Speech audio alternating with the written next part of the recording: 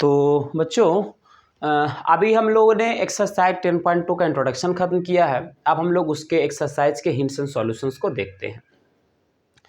तो पहला क्वेश्चन हमारा 10.2 का है कि compute the magnitude of the following. ठीक है, आपको मैग्नीट्यूड निकालने हैं। इन सारे का भाई मैग्नीट्यूड क्या होगा। तो वेक्टर ए भी दे रखा है, वेक्टर बी दे रखा है, वेक्टर सी दे रखा है। तो इन दोनों वेक्टर्स का आपको क्या करना है, मैग्नीट्यूड निकालना है। तो इसका मैग्नीट्यूड देखो कैसे निकाले हैं। तो वेक्टर ए देखो हमारा दे रखा है क्या, आई कैप प्लस, पहला क्वेश्चन है आई cap plus j cap plus k cap. याद होगा आपको मैग्नीट्यूड निकालने के लिए हमने कहा था कि आप एक काम करो कि इन सारे वेक्टर्स का जो स्केलर कंपोनेंट है, स्केलर कंपोनेंट का स्क्वायर करके आप जोड़ दो और उसका फिर रूट ले लो। तो इन सारे का स्केलर कंपोनेंट क्या है, देखो इसका भी स्केलर कंपोनेंट 1 है तो हमने 1 का स्क्वायर लिया, फिर प्लस, फिर इसका स्केलर कंपोनेंट फिर 1 का स्क्वायर, फिर प्लस, फिर इसका स्केलर कंपोनेंट 1 का स्क्वायर लेकर के फिर सबका अंडर रूट ले लिया। तो फाइनली जो आपका आएगा ये अंडर रूट 3 आ जाएगा, यही आंसर होगा। ठीक है, और वेक्टर बी और वेक्टर सी का उम्मीद करता हूं कि आप उसका मैग्नीट्यूड निकाल लीजिएगा। ठीक है,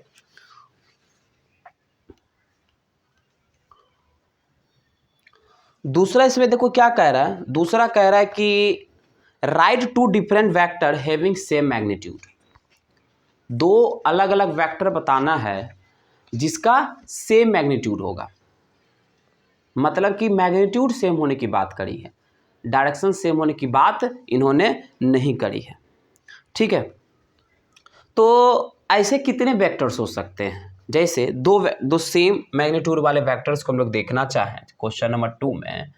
मान लो एक वेक्टर ए हमारा हो गया आई कैप प्लस 2 जे कैप प्लस 3 के कैप, और दूसरा वेक्टर हमारा हो गया 3 i cap plus 2 J cap plus k cap. देखो क्या है, दो डिफरेंट वेक्टर है और इसका मैग्नीट्यूड अगर कैलकुलेट करते हो तो जस्ट अभी जस्ट पहले वाले मैंने मैग्नीट्यूड को कैलकुलेट करना सिखाया है, तो उस हिसाब से आप लिख सकते हैं कि 1 का स्क्वायर प्लस 2 का स्क्वायर प्लस 3 का स्क्वायर, दैट इज आ जाएगा क्या, अंडर रूट 14। और सिमिलरली यहाँ पर 3 का स्क्वायर प्लस 2 का स्क्वायर प्लस 1 का स्क्वायर, ये भी जाएगा आपका अंडर रूट 14। तो आपने क्या देखा कि ये दो अलग अलग वेक्टर है लेकिन दोनों का मैग्नीट्यूड सेम है। तो ऐसे कितने वेक्टर पॉसिबल हो सकता है, ऐसा तो नहीं कि एक मात्र एकलौता ये वेक्टर, नहीं, ऐसे इनफाइनाइट वेक्टर्स पॉसिबल हो सकते हैं। तो आप कोई भी एक आध एग्जाम्पल लेकर के आप बता दीजिए कि भैया देखिए दो अलग अलग वेक्टर है और इसका मैग्नीट्यूड हमारा सेम है। अगर पूछा जाए कि ऐसे कितने वेक्टर्स पॉसिबल हो सकते हैं जिसका मैग्नीट्यूड हमारा सेम होगा, तो बेटा ऐसे इनफाइनाइट वेक्टर्स पॉसिबल हो सकते हैं जिसका मैग्नीट्यूड हमारा सेम होगा। ठीक है ना, जबकि दोनों वेक्टर डिफरेंट होगा। सेम क्वेश्चन पूछा है कि write two different vector having same direction. दो अलग अलग वेक्टर्स को बताइए जिसका डायरेक्शन सेम हो। तो भैया इसमें भी इनफाइनाइट वेक्टर्स पॉसिबल हो सकते हैं जिसका मैग्नीट्यूड तो डिफरेंट होगा बट डायरेक्शन उसका सेम होगा। तो क्वेश्चन नंबर 4 पर अब आते हैं। क्वेश्चन नंबर 4 कहता है find the value of x and y so that the vector है ना, vector 2i cap plus 3j cap and x i cap plus y j cap क्या है आपका, ये दोनों वेक्टर हमारा इक्वल है। तो इक्वलिटी ऑफ वेक्टर का क्या कॉन्सेप्ट कहता है कि दो वेक्टर यदि इक्वल है तो दोनों का मैग्नीट्यूड सेम होगा, दोनों का डायरेक्शन सेम होगा। ठीक है, तो यहाँ पर मैग्नीट्यूड को इक्वल करते हैं तो मैग्नीट्यूड को इक्वल करने के लिए आई कंपोनेंट वाले वेक्टर्स को आई के साथ, जे कंपोनेंट वाले वेक्टर को जे कंपोनेंट के साथ इक्वल करते हैं। तो उस हिसाब से आपका मिल जाएगा x इक्वल टू 2 और y इक्वल टू 3, यही आपका आंसर होगा x2 y3। क्वेश्चन नंबर 5 को हम लोग देखते हैं। कहता है कि find a scalar and vector component of the vector with initial point 21 and terminal point -5 और 7। तो एक स्केलर वेक्टर कंपोनेंट को बताना है। तो सबसे पहले समझ स्केलर वेक्टर कंपोनेंट क्या होता है। तो हम लोग कंपोनेंट फॉर्म ऑफ वेक्टर पढ़ाए थे बेटा, तो हमने बताया था कि जब पोजीशन वेक्टर ओपी वेक्टर पूछा आपका था क्या था, x i cap plus y j cap plus Z के कैप, ये हमारा था। तो इसमें से जो एक्स वाई जेड ये कहलाता था स्केलर कंपोनेंट, इसी को हम लोग रेक्टेंगुलर कंपोनेंट ऑफ वेक्टर भी कहते थे। और ये x i cap Y j cap और जेड के कैप ये आपका कहलाता था वेक्टर कंपोनेंट ऑफ वेक्टर। तो सबसे पहले उसके लिए आपका पॉइंट P का जो इनिशियल पॉइंट आपका दे रखा है, इनिशियल पॉइंट आपका दे रखा है 2 1 और टर्मिनल पॉइंट दे रखा है आपका -5 7। तो आई थिंक अब आपको लग रहा होगा कि ये वेक्टर ज्वाइनिंग 2 पॉइंट आया। अब वेक्टर ज्वाइनिंग 2 पॉइंट का कॉन्सेप्ट लगा करके हम ये नाम कुछ दे दो P और Q दे दो, तो PQ वेक्टर को हम लोग निकाल लेंगे। और एक बार जब PQ वेक्टर निकल जाएगा तो हम लोग स्केलर कंपोनेंट और वेक्टर कंपोनेंट को भी बता देंगे। तो PQ वेक्टर निकालने के लिए क्या करिएगा, तो सबसे पहले Q के पोजीशन वेक्टर में से P को घटाइएगा तो क्या हो जाएगा -5 - 2 I कैप हो जाएगा, ये PQ वेक्टर है ना। और दूसरा क्या हो जाएगा 7 - 1 ये हो जाएगा J कैप। तो फाइनली जो PQ वेक्टर आएगा क्या हो जाएगा -7 I कैप और +6 J कैप। अब हम लोग स्केलर कंपोनेंट हमसे पूछा गया कि बताओ भैया इसका स्केलर कंपोनेंट क्या होगा, तो स्केलर कंपोनेंट इसका आ जाएगा -7 और 6। और दूसरा इसमें पूछा गया कि भाई बताओ इसका वेक्टर कंपोनेंट क्या होगा, तो वेक्टर कंपोनेंट जो इसका होगा ये हो जाएगा -7 I कैप और 6 J कैप, ये हमारा वेक्टर कंपोनेंट होगा। ठीक है बेटा, तो नेक्स्ट सवाल हम लोग लेते हैं। उससे पहले आप अगर इसमें से कुछ लिखना चाहें तो आप लिख लीजिए पॉज करके, और हम अब मिटा रहे हैं ताकि हम लोग अब नेक्स्ट सवाल जो इसके ऊपर है उस नेक्स्ट सवाल को हम लोग कर सकें।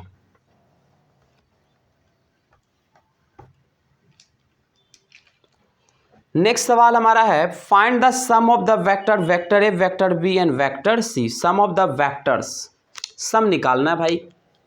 देखो भाई vector A is equals to दे रखा है I cap -2 J cap plus K cap. Vector B दे रखा है आपका -2 I cap plus 4 J cap plus 5 K cap. और वेक्टर सी अपन को दे रखा है I cap -6 J cap -7 K cap. और भाई मुझे इसका सम निकालना है, तो सम निकालना है मतलब क्या, वेक्टर ए plus vector b plus vector c निकालना है।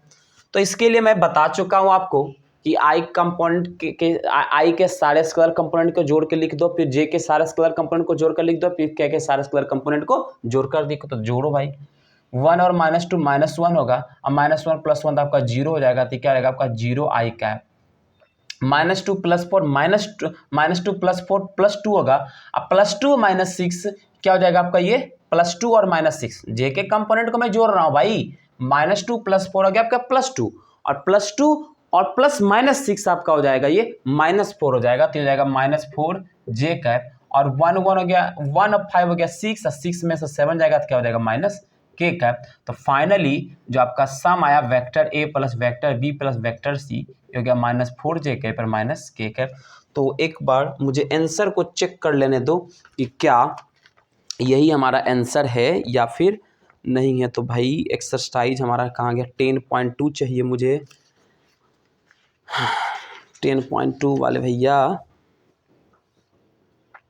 हाँ सही आंसर। फिर 7 में क्या कहा, find the unit vector in the direction of vector ए। 7 ये तो क्वेश्चन नंबर 6 था। क्वेश्चन नंबर 7 वेक्टर ए आपका दे रखा है, ये आपका I cap plus J cap plus 2K cap. और वेक्टर ए के डायरेक्शन में मुझे यूनिट वेक्टर बताना है, मतलब हमको ए कैप बताना है। ए कैप बता रहा है कि वेक्टर ए के डायरेक्शन में यूनिट वेक्टर, और यूनिट वेक्टर निकालने के लिए हम लोग क्या करते हैं बेटा कि वेक्टर ए में इसी के मैग्नीट्यूड से डिवाइड कर देते हैं। तो बेटा देखो वेक्टर ए हमारा क्या हो गया I cap plus J cap plus 2K cap, और इसी का मैग्नीट्यूड से डिवाइड अगर करते हो तो इसका मैग्नीट्यूड कैसे निकालते हैं, तीन सारे का स्केलर कंपोनेंट का स्क्वायर करके जोड़ दो। आई थिंक आपको अब आ गया होगा। ये जाएगा कुछ I cap plus J cap plus 2K cap divided bye 1 का स्क्वायर हुआ, 1 का स्क्वायर 2 हो जाएगा, 2 का स्क्वायर 4 √5 हो जाएगा। ठीक है, नहीं 4 2 6 हो जाएगा, √6 हो जाएगा। तो फाइनली क्या हो जाएगा 1/√6 I cap plus 1/√6 J cap plus 2/√6 K cap. तो यही जो आया वेक्टर ए के डायरेक्शन में यूनिट वेक्टर हमारा हुआ। फिर क्या पूछ रहा है आपका देखो सबसे पहले जब इंट्रोडक्शन वाला वीडियो आप देख लेते हो तो कोशिश करो कि क्वेश्चंस को खुद से करने का। या फिर मेरे साथ साथ भी अगर क्वेश्चंस करते हो तो वीडियो को पॉज करो, वीडियो को पॉज करने के बाद से पहले खुद से करने का प्रयास करो। अगर नहीं होता है तब फिर मेरा वीडियो सॉल्यूशन देखो। फिर हमारा क्वेश्चन नंबर 8 कहता है कि find the unit vector in the direction of P Q. P q के डायरेक्शन हमको यूनिट वेक्टर बताना, और पी और क्यू पॉइंट आपका दे रखा है। तो यहाँ देखो पी और क्यू पॉइंट हमारा दे रखा है और पी क्यू के डायरेक्शन में सबसे पहले मैं रब कर लूँ तो ज़्यादा बेहतर रहेगा, क्योंकि थोड़ा सा लगता है ये लंबा जाने वाला है। देखो ये पॉइंट पी है भाई, पॉइंट पी का जो वेक्टर दे रखा है आपका 1 है, 2 है, 3 है, और ये भाई पॉइंट क्यू है जिसका दे रखा 4 है, 5 है, 6 है, बता रखा है। और ये पी क्यू के डायरेक्शन में मुझे क्या बताना है, यूनिट वेक्टर बताना है। तो देखो दो कॉन्सेप्ट देखो इस क्वेश्चंस में लगा है। सबसे पहले पी क्यू के डायरेक्शन में यूनिट वेक्टर हमको बताना है। सबसे पहले निकालोगा कि पी क्यू वेक्टर क्या होगा, क्योंकि जब हम पी क्यू वेक्टर निकालेंगे तभी तो उसके डायरेक्शन में यूनिट वेक्टर निकालेंगे। तो पी क्यू वेक्टर कैसे निकालेंगे, तो वेक्टर ज्वाइनिंग 2 पॉइंट्स का कॉन्सेप्ट लगा करके निकाल देंगे।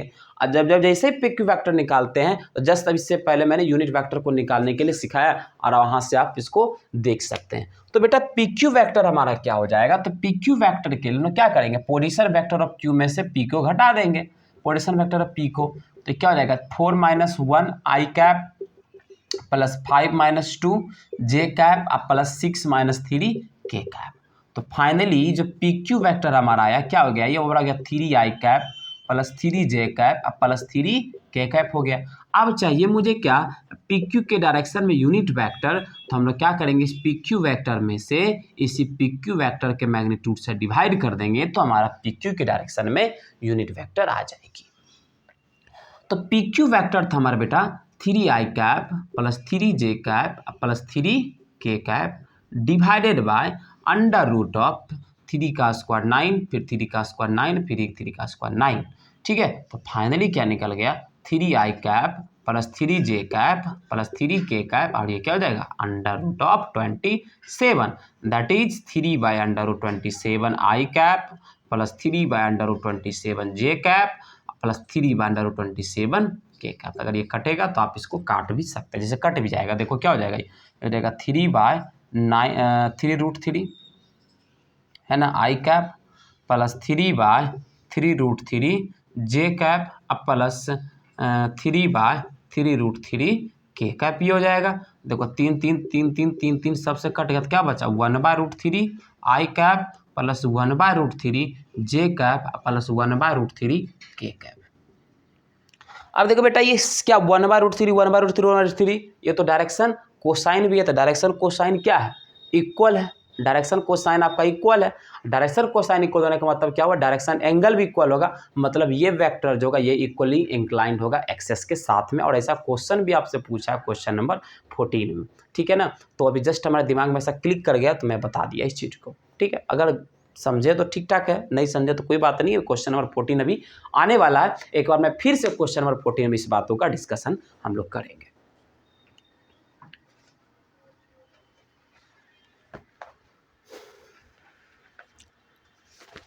तो बेटा ये था हमारा क्वेश्चन नंबर 9 तो हो गया था। क्वेश्चन नंबर कौन सा था, क्वेश्चन नंबर ये था हमारा 8। क्वेश्चन नंबर 9 क्या कर रहा है, for given vector b find the unit vector in the direction of vector A plus B.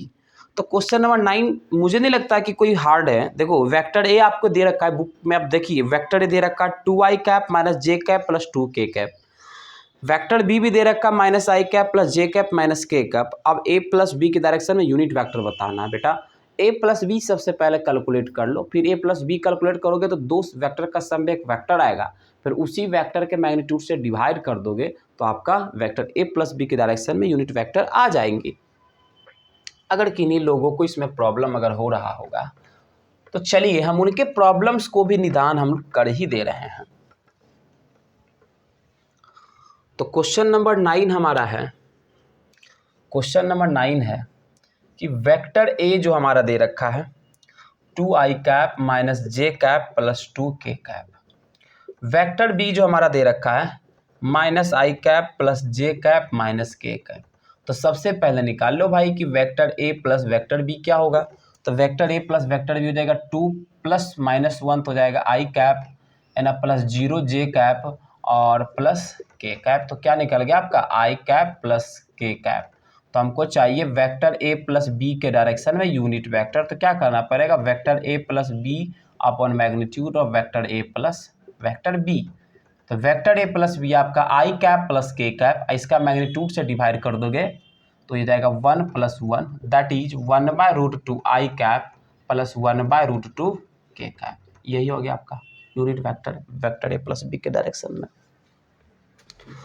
Question number 10 कहता है कि find the unit vector in the direction of vector इतना which has magnitude 8 unit, which has magnitude 8 unit. ठीक है, तो हम लोग इस वीडियो में हम लोग क्वेश्चन नंबर 9 तक ही रखते हैं। क्वेश्चन नंबर 10 से ऑनवर्ड हम लोग नेक्स्ट वीडियो में हम लोग रखेंगे। थोड़ा सा मेरा क्लास का टाइम हो गया है और मुझे निकलना होगा। सो मिलते हैं हम लोग नेक्स्ट वीडियो में और हम एक एक करके इसी तरह से सारे प्रॉब्लम्स को सोल्व करेंगे आप लोगों के साथ। आप मिल करके इस प्रॉब्लम्स को हम लोग शेयर करेंगे। अगर आप लोग को मेरा वीडियो अगर अच्छा लगता है तभी आप लाइक्स दबाइएगा।